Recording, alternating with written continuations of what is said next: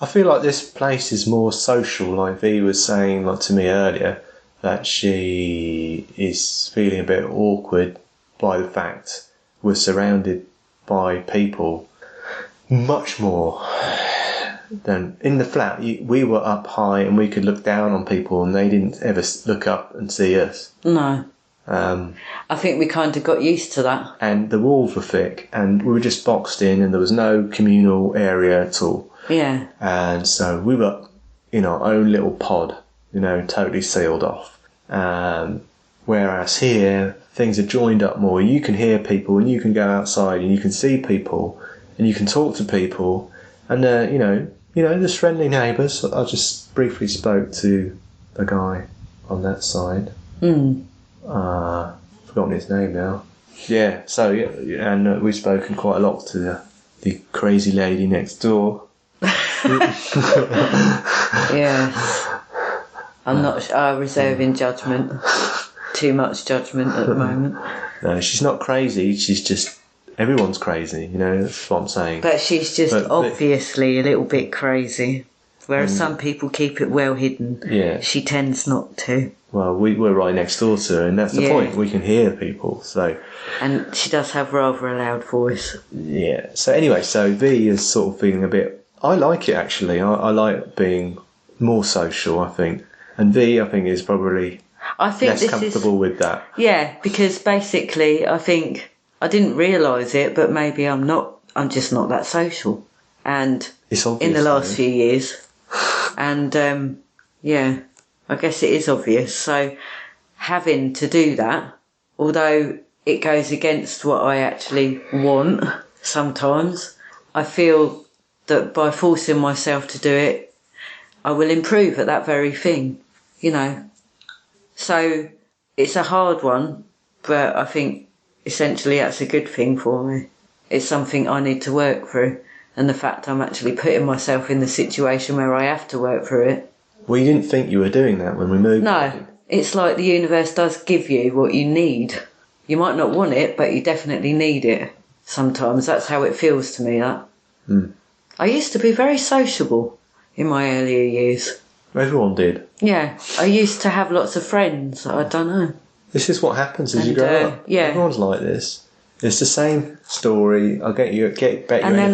When you're in your teens, you got millions of friends, you're all really social, we're all going out together, you want to get away from your mummy and daddy or whatever, get out of the fucking Even house. in my early 20s, really. Yeah, and that obviously carries on to 20s, and then what happens is you start trying to pair up, and inevitably this degrades social life.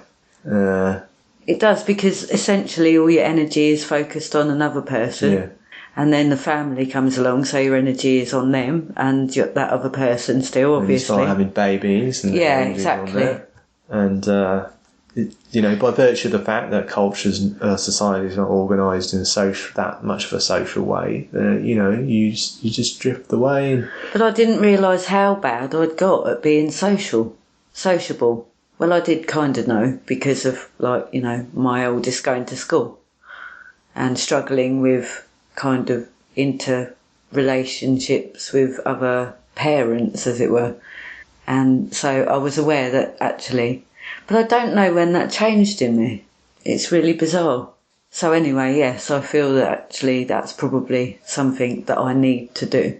Have that social interaction forced upon me. So that I somehow learn how to deal with it again. How to do that again. I've forgotten. Yeah. Yeah, and I like people. I said it before, I say it again. I like people. I like people. I like the fact that no one's perfect. I like the concept of perfectly imperfect. And, and diversity and all sorts of different types of personalities. And I like interacting with people. But obviously, just conditions is not always easy for me to do this, but... And again, I do have some kind of fear about it as well. As I think we're sort of similar a little bit in that sense. And basically, we've shut ourselves away too long. Yeah, mine's more like consciously I like people, but subconsciously I find it perhaps a little bit fearful. Yeah, I find it draining. Whereas V sort of a lot of the time just consciously does not like people. I find it draining, but I think that's got a lot to do with the kind of, synesthesia type thing.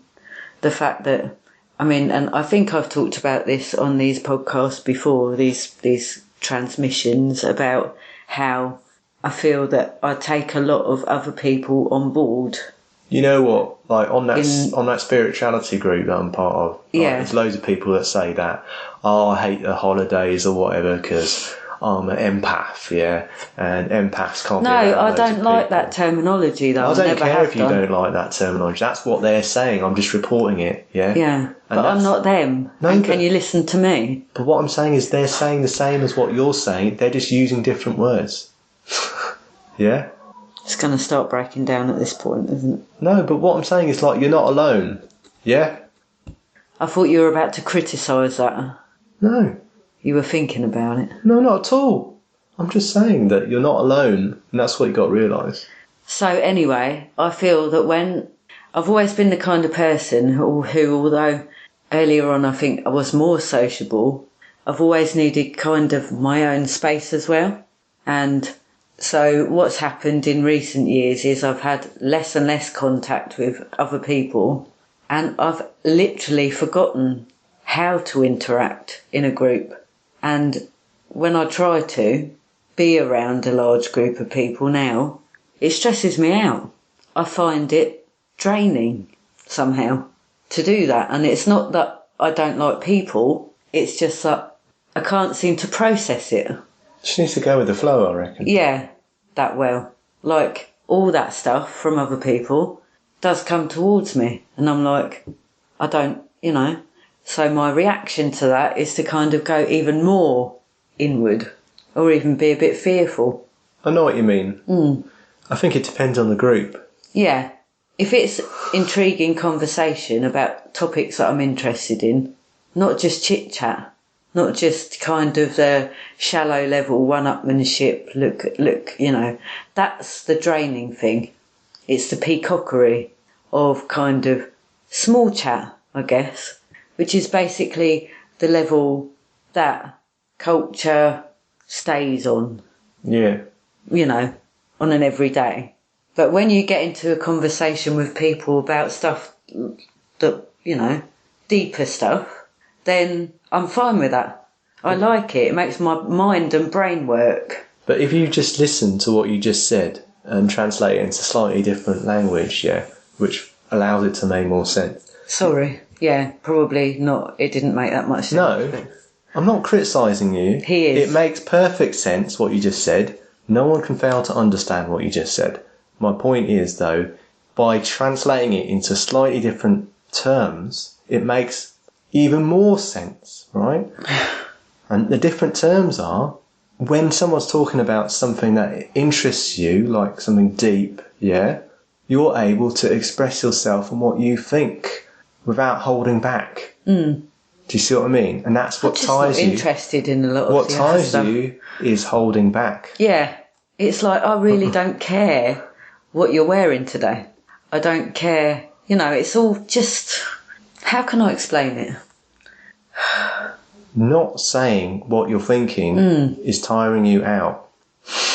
So if you come along and someone's talking I don't know, something you're not interested in, you can't just turn around and say, fucking not interested, mate, shut up. Yeah, because that would be rude. Stop droning on about your bollocks. Yeah, because that would be rude, obviously, Yeah, and that then I'm not interested in getting one up on someone else, let's put it that way, I don't care. Effort, and effort. It's an effort to keep my mouth shut. And effort drains you. Yeah. And that's what's draining about the whole experience, is that you're not able to just relax and be you. No. Because you're being put in a situation where if you did relax and be you believe that you would have a negative reaction. From other people, yeah. But that might not be true. That might just be what you believe. Yeah. I think some people would be open to it. In fact, I know some people are. Yes. Yeah. I mean, and this is another aspect, isn't it? Like, we can go up and look up all sorts of weird and wonderful David Icke shit online. Oh, that's just... No, it's just an example, yeah? Online, in the privacy of our own homes, when no one's looking over our shoulders, yeah? But when it comes to the school playground, when you're dropping off your kids... Oh, that gives me a brain ache. I really don't like it. It goes back to fucking complete order, yeah? It goes back to playground dynamics of parents. Oh my God, it's a brain ache. It's a ball ache. But what you don't realise is that all these other parents are looking up David Icke shit on their fucking YouTube. I'm not sure if they all are, but no, of course they are. I would say one or two might be quite interested in the whole. Of course they're either looking at David Icke shit or porn or fucking just shit you wouldn't even imagine, yeah? Yeah. I guarantee it, yeah. And they're all doing it because they believe that they can't be expressing it in normal culture. Yeah. Just like the way we're making this recording. Maybe that's why there is so much of that shit on the internet. Because it is like a subconscious outlet for people. Like, yeah, it is. This is my private time. I'm going to watch porn. I'm going to explore whatever the hell I want to online. Yeah. Yeah. Or I'm going to listen to David Icke about shit, you know. Or whatever, you know. It's the internet. It's full of weird and wonderful people who are only really weird and wonderful because that's their fucking downtime and they don't have to be normal. Yeah. Like Psycho Sorcerer, to name but one. Anyway, the point is, they're all out there doing exactly the same thing. So the question is, like, how you break down these barriers between just, like, you know, how do you get across to that? How do you jump across? I kind of have done. I think you gotta, like, ask questions. You know, Socrates, he went round asking people questions in the marketplace about philosophy. You know, but he had some awesome conversations. Yeah, I bet he did. Yeah, that's all you gotta do. Just think up a question, I reckon, and just go, right, I'm gonna ask everyone I see this question. Yeah, see what they come back. It don't even need to be the right answer. It doesn't even need to make any sense. Like, it just needs to sort of, that's it. It just needs to sort of be something that you're interested in. What people think about, you know. What do you think about, I don't know, life after death? I can hear that might be a bit heavy, you know, in the playground, really. Just say, oh, I've been thinking about life after death. What do you think about life after death? Oh, you know, sure, it's a bit heavy, but fuck it. Like, if someone goes, oh, fucking not going near that person because they're asking about life after death, then that's fine. You don't have to deal with them anymore. But on the other hand, if someone goes, oh, that's a very interesting question, let's have further discussion about this, then, you know, you've got actually a proper, decent conversation going there. Yeah, and perhaps you're developing a friendship that wouldn't otherwise be developed. It's funny how I've noticed that sometimes, although, you know, like connection with certain people is brief and you don't see them every time, when you do have a time to connect up, the vibes you get off of people are like, actually, we could really have a good conversation about things. That would be quite intriguing to explore, you know, things with that person. And I've got those vibes off of a few people in that scenario at times. But it's just, it never goes any further. Yeah, see, this is the next step, isn't it? Once you've made that sort of connection, like, how do you then go, well, let's have a cup of tea together, or a cup of, you know, just have a cup of tea or a cup of coffee together and just have a chat about, like, this shit. Whatever you want, Whatever, yeah. And that's how friendships develop, over cups of tea and coffee. You know? Yeah, that's right. So really, you just have to say, like, you know, what are you doing now? Should we meet up and have a cup of tea? I'll come to yours or you come to mine. Like now we live around the corner from the school, so it's ideal, really. And I feel slightly less embarrassed about, you know, the whole place. Yeah, it's a nicer place. It's a nice little place. So now you can actually invite people around for a cup of tea quite easily. And that is an awful thing to say. It's snobbery completely. I know it is, but there you go. We live in quite an affluent area, so. And I was thinking today about meditation as well. Like, do you remember that as we came up to the Priory, I saw like some ladies just sitting down on the grass, just about to sit down on the grass as we walked up. Remember? Yeah. And I thought to myself, I bet she'd be interested in meditation. And I thought, yeah, she's probably doing meditation right now, sitting there, or at least maybe she doesn't know she is, but it's just like something she likes to do, sit under a tree or whatever, So like, and it sort of made me think about, like, that's why I was thinking about meditation when you asked me what I was thinking about. That's why I was thinking about it. I was thinking about, like, I don't know if I really...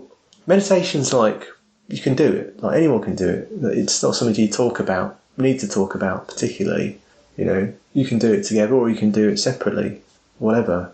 And, but I think, like, deep spiritual concepts, philosophical spiritual concepts, I think it's like, you do need to have a chat about together. It's like, it gets a bit stagnant just sitting there on your own, and you start thinking that you're the only person to have these thoughts, which can't be true. It's not true. I know deep down that probably just about everyone I come into contact with has these thoughts or has thoughts of this nature, and they all think that they're the only person having them, so they can't possibly share them because it's a lot deeper than face level of conversation. Yeah. So I was thinking, like, what if I was just to say to her when she sat down, oh, are you meditating? Are you going to be meditating? And start talking about meditation then, couldn't we? What is actually stopping me from doing that? And just like promoting the idea more generally, just in any kind of context of being spiritual, might actually be not as hard as you might think. It's just a case of breaking through the ice a little bit, isn't it? What you don't want, obviously, what you don't want on the other side of that is come to my church. No, exactly. Because that's where all the other fucking people go wrong. Like, oh yeah, let's go to my church. Oh, I'm in a cult, and blah, blah, blah. People just get turned off by it. But there's no reason why you can't have a decent conversation with someone about spiritual matters. You don't need a church. You don't need to invite them to your church. Pretty much everything in life, to me, is a spiritual matter, though. That's the thing. And it always has been that way, really, when I think about it.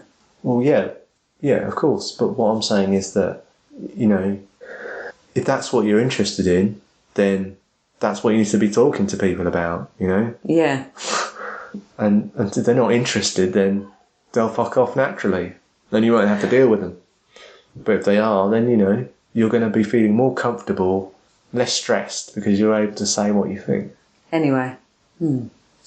Alright, so that's enough for now. We've done loads. Yeah, we have. You're going to have some serious editing. You always say that and it always turns out fine. Alright, bye. Bye.